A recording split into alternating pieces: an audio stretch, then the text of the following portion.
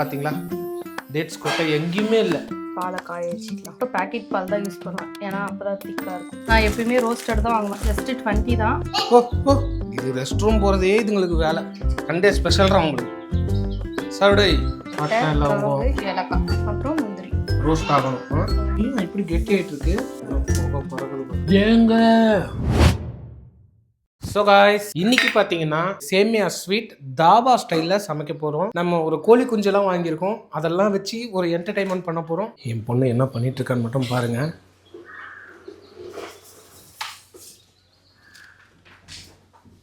Cleaning work போய்கிட்டு இருக்கு பார்த்தீங்களா?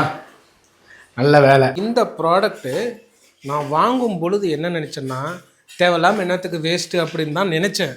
ஆனால் இதனால் பயங்கரமான யூஸ் இருக்குது. நம்ம க்ளீன் பண்ண வேண்டிய அவசியமே இல்லை, அவங்களே எடுத்து க்ளீன் பண்ணிக்கிறாங்க. அதே மாதிரி எவ்வளோ டஸ்ட் இருந்தாலும் சக் பண்ணி இழுத்துருது.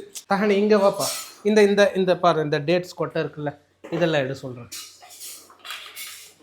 பார்த்தீங்களா? டேட்ஸ் கொட்டை இன்னும் தள்ளு, நல்லா தள்ளு. இந்த வீல் சுற்றணும். அப்படியே வெளியே வா. பார்த்தீங்களா?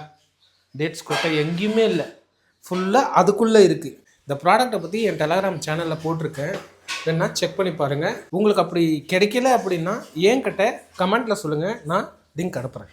நம்ம சைக்கிள்லாம் என்ன நிலமையில இருக்குது பாருங்கள். செம்ம டஸ்ட்டு, எடுத்து 1 மாதத்துக்கு மேலே ஆயிடுச்சு. இது என் சன்னோட சைக்கிள், இது என் டாக்டரோட சைக்கிள், இது என்னோட சைக்கிள். ஸோ எவ்வளோ பார்த்தீங்களா,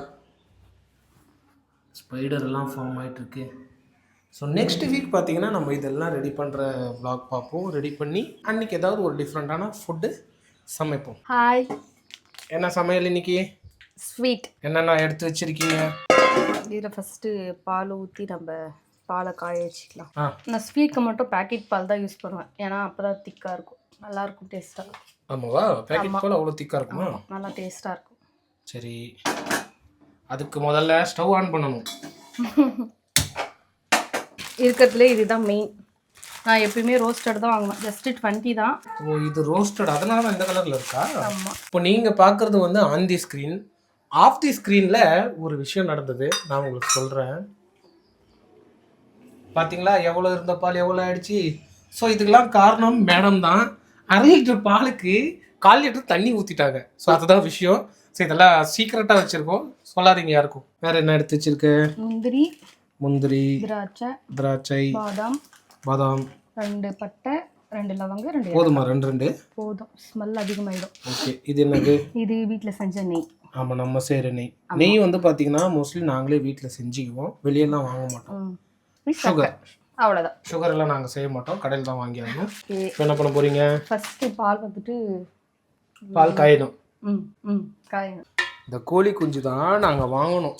வாங்கி ஒரு 2 days ஆகுது. இன்றைக்கி 2nd day. இன்னும் இதுக்கு ஃபுட்டு வந்து ஃபீட் பண்ணலை.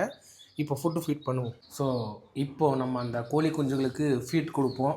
என்கிட்ட இந்த ஆரியது இல்லை, அரிசி மட்டும்தான். சரி, அதை போடுவோம். அரிசி இந்த இது பார்த்திங்கன்னா பெருசாக இருக்குது அரிசி. இதை இடித்து சின்ன சின்னதாக தூள் மாதிரி பண்ணிக்கலாம், பண்ணிவிட்டு கொடுக்கலாம். நான் கொடுக்குற ப்ராசஸ் கரெக்டான்றதை கமெண்ட்டில் சொல்லுங்கள். 2 நாளாக இந்த கோழி குஞ்சுங்க என் உயிரை வாங்கிட்டு இருக்குதுங்க. சும்மாவே நான் வீடு சுத்தமாக இருப்பேன், இதில் இது வேறு பின்னாடியே சுத்த வேண்டியதாக இருக்கும். ஏய் கதையும் விடு. கொஞ்சமாக எடுத்துக்கோ, ஒரு ஓரமாக போடு, அப்போ தான் அது சாப்பிடும். நீ போய் எல்லா இடத்துலையும் போட்டுறக்கூடாது. இரு நான் வரேன் எப்படி போடணுங்கிறத சொல்கிறேன். டேய் கமான் நடங்கடா. டேய் நீங்கள் வேறு என்ன சத்தாய்க்காதீங்க, போங்கடா. போ. இது பாரு, அதுக்குள்ளே பாரு ஆய் உட்காந்துருச்சு. இது ரெஸ்ட் ரூம் போகிறதே இதுங்களுக்கு வேலை. போங்கடா. இங்கே பார், இங்கே போட்டிருப்பா, இங்கே போடு கதி.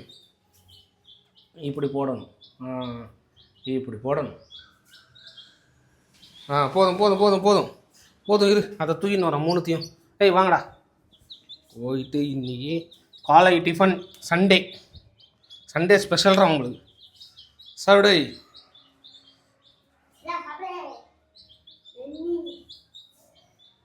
இவன் பயங்கர ஜாலியாக இருக்கான்.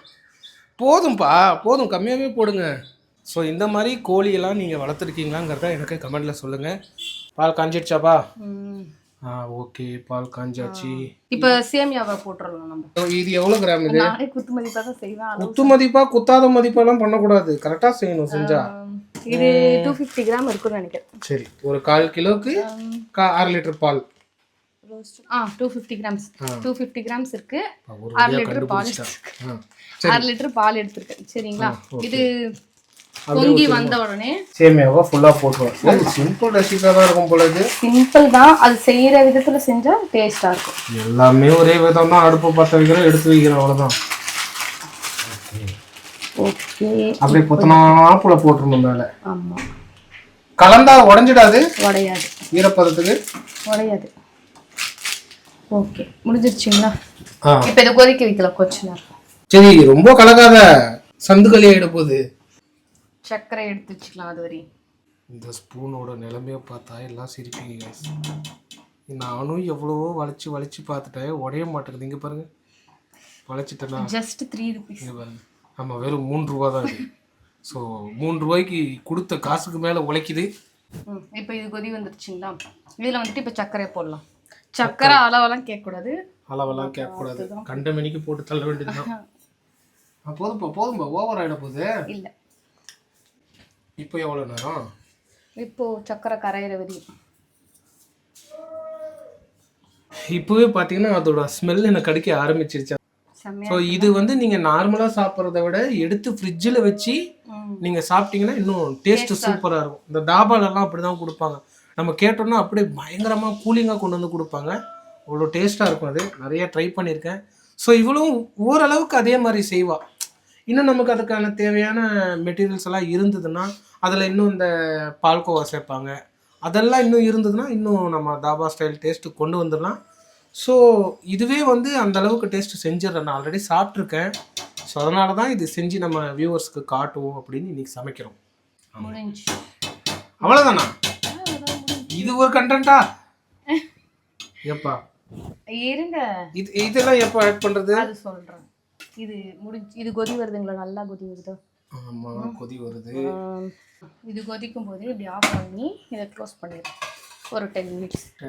அதிகமாக விட்டா நீங்கள் சொன்னீங்களே சந்துக்களி, அதை அப்படி ஆகிடும். ஓ, இப்போ வந்துட்டு மெயின் இன்க்ரீடியன்ட் தாளிக்கிறதா? சிம்பிள் ரெசிபியாக தான் இருக்கும் போல இருக்குப்பா. இது சூடாகணுமா? ஆமாம், சூடு ஆனாலும் சரி ஆனாலும் சரி நம்ம நெய்யை ஊற்றிடுவோம். நெய்யை ஊற்றிடுவோம், தாராளமாக ஊற்றணும், அப்போ தான் நல்லாயிருக்கும். அதோட ஃப்ளேவர் அடிக்கல அதில். ஆமாம், நான் சொல்லு பையன், இறக்கிட்டேன். அது ரொம்ப சூடாயிடுச்சு. No problem.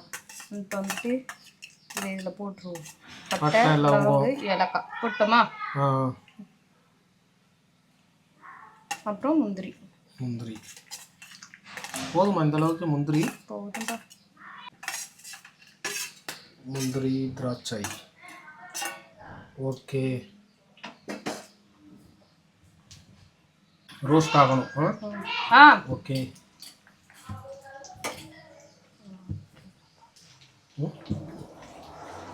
அவ்வளோதான், முடிஞ்சு. அவ்வளோதானா? அவ்வளோதான். ஸோ ஓப்பன் பண்ணிடுறேன். நான் தான் உனக்கு ஹெல்ப்பர். ஐயோ, சூடாக இருக்குப்பா. ஏன் இப்படி கெட்டி ஆகிட்டு இருக்கு? ஸ்வீட் கலந்து விட்டுறலாமா? முடிஞ்சது, முடிஞ்சிடுச்சு. புகை பறக்குது பாரு. ஸோ நம்ம இது ஃப்ரிட்ஜில் வச்சு கூலிங் ஆனதுக்கப்புறம் சாப்பிட்டு ட்ரை பண்ணி பார்ப்போம். எப்படி இருக்குன்னு ரிவ்யூ நான் சொல்கிறேன். ஸோ கைஸ், நம்மளோட ஸ்வீட் ரெடி ஆகிடுச்சு. நல்லா கூலிங்காக இருக்குது.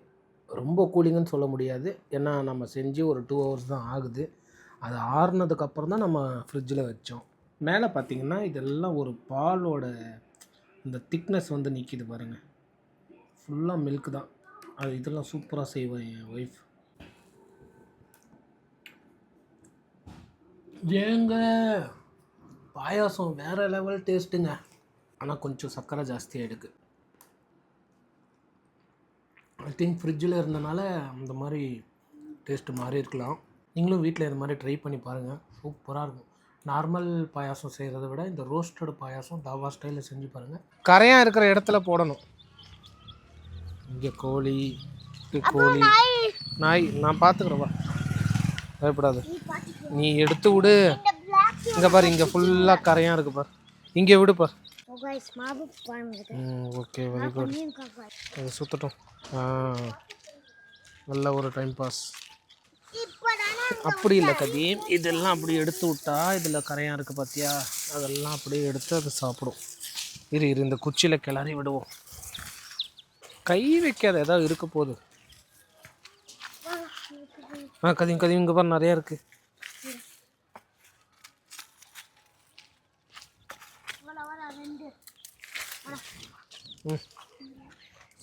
சும்மா அதை சத்தாய்க்கக்கூடாது கதீம்.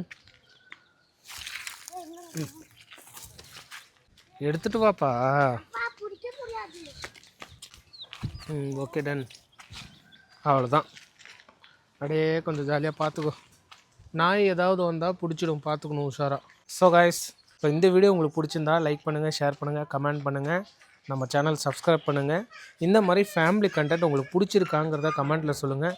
நான் ரெகுலராக போஸ்ட் பண்ண ட்ரை பண்ணுறேன். ஓகே காய்ஸ், பாய்.